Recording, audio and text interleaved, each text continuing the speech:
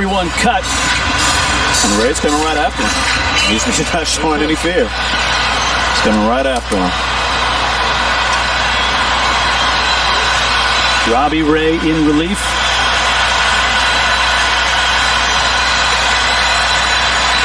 Adames at second. This is the only wild card series, Jimmy Rollins, where two teams from the same division are facing each other. Kevin Cash, Charlie Montoya, not only great friends, but man, they've seen a lot of each other. 2020's been one heck of a year. Rays won 6 of the 10, but they were all tight games. Yeah. Toronto knows that. Tampa Bay knows that. So you come into this, both teams very confident. If you're Toronto, we've played them well all year long. If you're the Rays, we beat them all year long. That's how you have to look at it. That's one of the other, people talk about who's the favorite in this. The Dodgers certainly are the favorite nationally, but how do you know which division was really good this year? Because nobody played anybody outside their corridor, right? In the East, you played, if you're in American League East, you played your American League East buddies, and then interleague, you played the National League East. Central didn't play anybody but Central.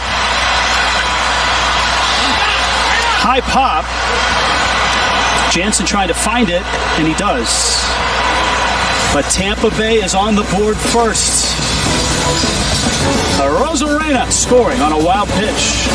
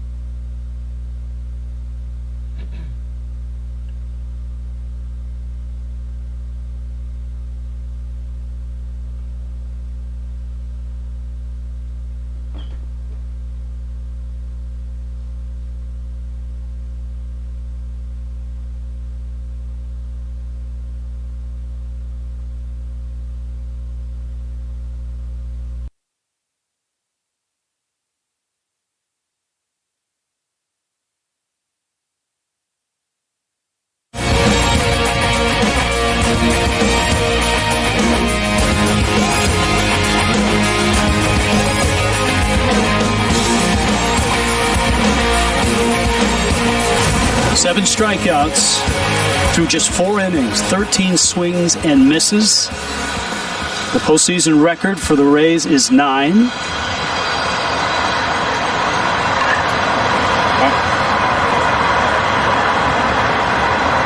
Charlie Morton and Matt Garza, both with 9 strikeout performances.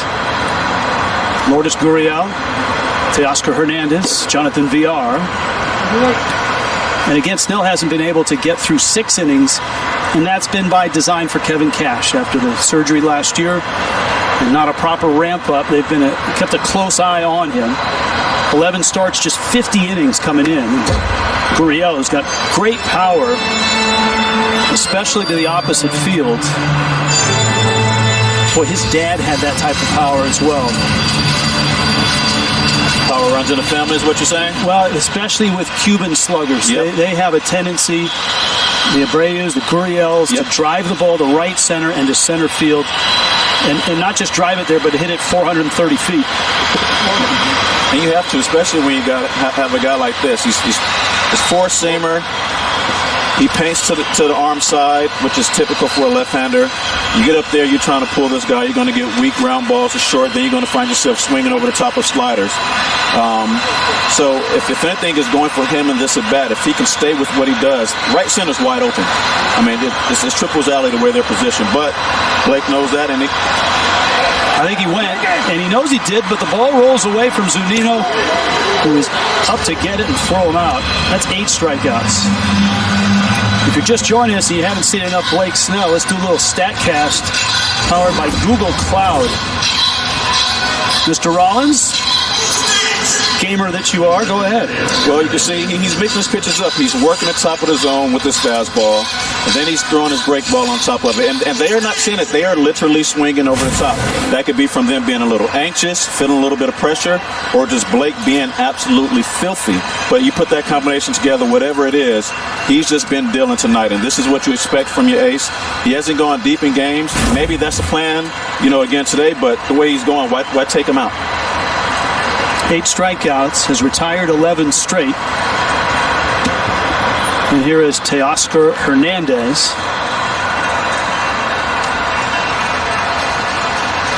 There are definitely days when you just let a guy go. You understand his health and what he's been able to do this year, but when he's feeling it, let him feel it. Just let him go, get what you can out of him. It's a 3-game set.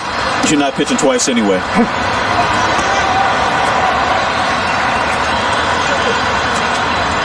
Ball and a strike.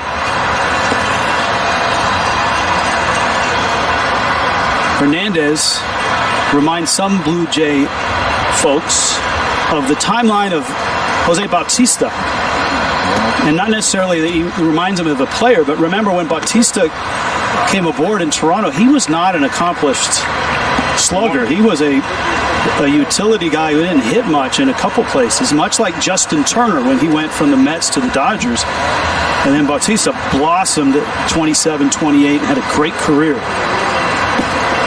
You get his chance to play and run out there every day, not worried if I go 0 for 4, 0 for 10, am I playing the next, the next couple games. These guys, JT, I got to play with. I admired him and I liked him when he was over in New York. Joey Bats, the years playing against him in Pittsburgh, they just weren't getting in the rhythm and found a home. But they found a home and they flourished. JT still going at it. And sometimes you just need a place to get comfortable. You're going to be here and go at it. Well, just like Turner changed his swing, Hernandez kind of has changed his approach. He's watched Bichette's toe tap and leg lifts. And so he went to Bichette's dad, Dante, who's here and is a hitting consultant and coach for the team, and said, teach me what you taught Dante. Or both.